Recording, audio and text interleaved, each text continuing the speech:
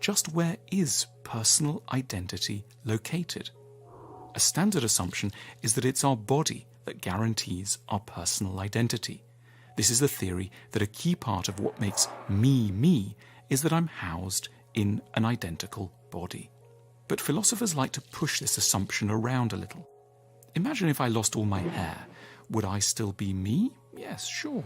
What if I lost a finger?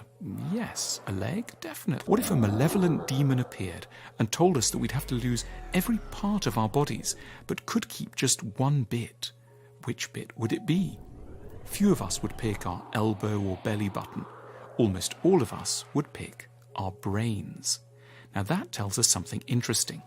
We assume implicitly that some bits of our bodies are more me-ish, closer to the core of personal identity than others.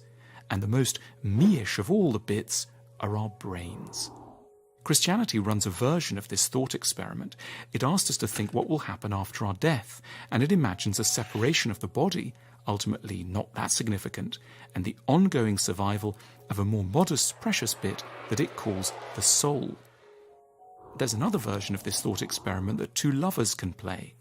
In the early throes of love, two people who've gone to bed together might ask, "What do you really like about me?" The wrong answer is to say, "Your fabulous breasts," or "your amazing muscular arms." Breasts and chest don't ultimately feel me-ish enough to be a respectable answer. It seems we want to be loved for something closer to our real self, perhaps our soul or our brain.